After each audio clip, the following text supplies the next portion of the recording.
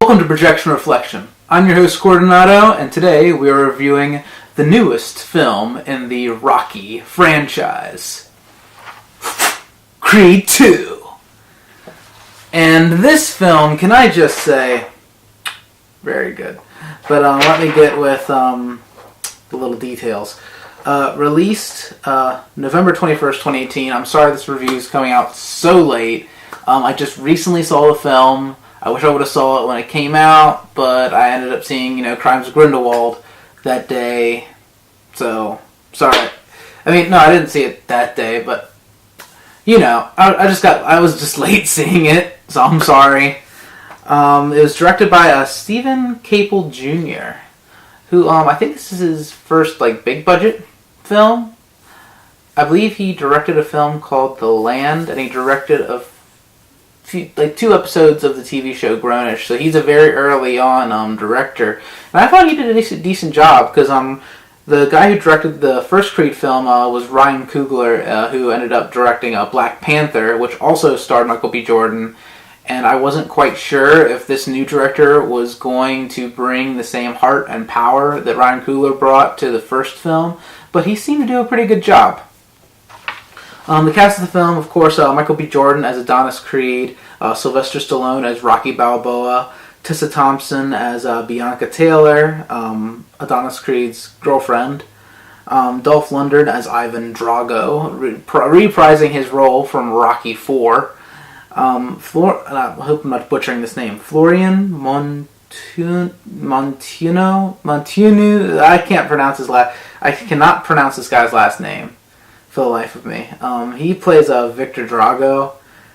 Felicia Rashad as Mary Ann Creed, Apollo Creed's wife, and Wood Harris as Tony Little Duke Evers. And why he's called Little Duke is because he is the son of Duke Evers, the trainer of Apollo Creed. Plot of this film is that the film follows a fight over 33 years in the making as Adonis Creed meets a new adversary in the ring, Victor Drago, son of Ivan Drago, the powerful athlete who killed Adonis' father, Apollo Creed. That's the whole basis of the plot. This film, that's the plot right there. Let me just get with the likes about this film. I thought this was a fantastic follow-up to the first Creed film, because this film is a solid movie. I love the first Creed movie. But Creed 2 was a decent follow-up. I really enjoyed it. I really liked it. Michael B. Jordan and Sylvester Stallone both give great performances in this film, just as great performances as they gave in the first Creed film. And Dolph Lundgren and Florian... I'm not going to say his last name because I cannot pronounce his last name. Florian did a great job as a father-son duo. Their relationship in this film was a huge part of the story, and so was, of course, Rocky and Adonis's relationship. There was a lot of character development in this movie with all the characters. I think all the characters were very well developed in this film, and it didn't feel like it was too much. It didn't feel like it was weighing on the film. But yeah, great performances by both Michael B. Jordan, Sylvester Stallone, Dolph Lundgren, and Florian. They were great. Let's see. The fight choreography was on point in this film. The last fight with Victor and Adonis was just... it was so freaking good. Me and my friend Dylan were watching the movie, and you could just see me, in my seat. We were watching the movie, and I'm just boxing, pretending I'm Adonis Creed punching at Victor Drago. It was just every fight in this film franchise is just heart pounding, and it's just so good. Like I said, I have the notes right here that said the final fight was heart pounding. But yeah, the final fight in this film is just outstanding. I actually think it might be better than the first Creed film fight with I forget what the actor's name is, but I know, but it was much better than the first fight in the first Creed film, I think. The plot was very reminiscent. Like, this might be like my only kind of little dislike is that the plot was very reminiscent of Rocky 3 in a way, because in Rocky 3, I can't give away the story, but it's very, very reminiscent of the Rocky 3 film. I feel like it took a lot of elements from it. I mean, of course, they incorporate the Rocky 4 story in there a little bit, like the previous story, but a lot of story elements were taken from Rocky 3 to make this film. So in a way, it was kind of predictable. Like, you knew kind of what was gonna happen. But like lots of these movies, these sports movies are very predictable. Like, you know, like they're gonna win in the end. You know they're not gonna lose. Or sometimes they do lose. Like in the original Rocky, like, spoiler alert, he loses. But it's all about the heart. It's all about him making it all the way. It wasn't about him winning. Same with the Creed movie. It was not about him winning. And if you haven't seen those movies, I'm sorry if I spoiled for them, but hey, the movies have been out for a while, so what are you going to do? The montage scenes in this movie, of course, were amazing. I love the montage scene in this one, especially in the desert. Like, it was in this desert area. I don't know where it was. It almost looked like it was in Arizona or Nevada or whatever. And or California does have deserts, so it might have been there too. But it was really cool. Like his whole part, like, training, it was very rough, very hard edge training in this film. I think more than the previous Creed film.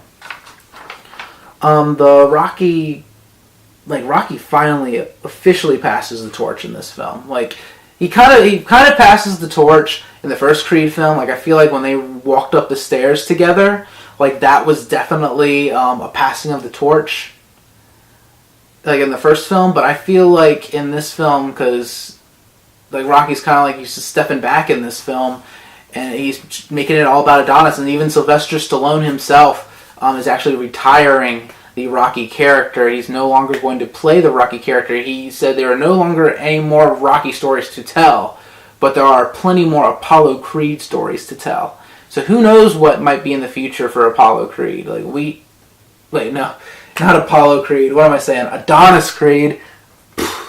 Doy. There are plenty other Adonis Creed stories to tell in this film series. I mean, I don't know where else they're going to go with it. I myself don't know what they're going to do, because I feel like this film would be a perfect ending to Creed's story. But, like, who knows? Like, who knows what they might come up with? Like, Sylvester Stallone probably has, like, tons of other stories in his head to come up with for this franchise. Who knows? I am so sorry I mixed up Apollo and Adonis. Jeez. Similar sounding names. Both A's. I loved Adonis's inner struggle in this film. Like, there was a lot going on up here in his head during this film, and you could feel his inner emotional struggle in this movie, and that was very hard hitting. I feel in this film, very good. This film humanized the Ivan Drago character.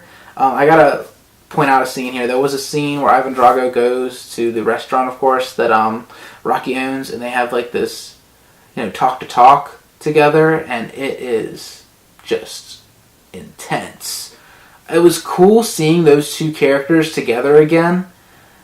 And Dolph Lundgren, he has not been in a big budget film in a while, but he does a really good job in this movie, and that scene was just great. He just did a good job. This is just an emotional film altogether. Very heart wrenching. Very all the Rocky movies are very, very right here.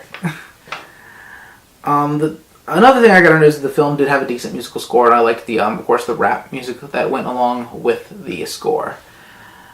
I was saying that I don't know where they're quite going to go with the Creed character. I think they should end the Creed character with Creed 2.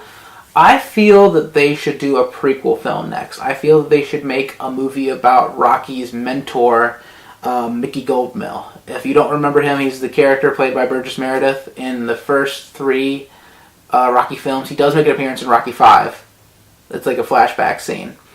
But, like, the whole Mickey Goldmill story would be really interesting because he didn't really become, like, a huge, like, hugely famous boxer, but he was, like, more underground boxing, and he boxed from, like, 1922 to 1947. You can have a really cool story, like, a really cool story arc with that, with just that character, especially set in, like, that time period. I would love to see a Mickey Goldmill film and see what they could do with his story, with his backstory, because we really don't know much about Mickey. We've heard little things about him, but I don't know. Like, part of me would just really like to see a Mickey Goldmill movie, and I think it's trying to be made by like this like little studio or a big studio is trying to make it. I don't know. I think it's not official unless Sylvester Stallone is in on it. But I would love to see a Mickey Goldmill film. That would be just really, really good. I'm doing a lot of thumbs up today. Don't know why. So, what can I say about Creed 2? It's a solid sequel. Lots of heart.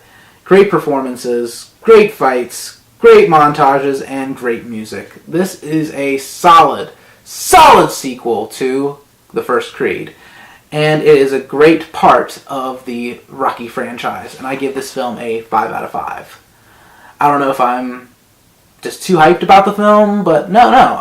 I think I'm pretty honest with my score. I think a 5 out of 5 is a very honest score for this film.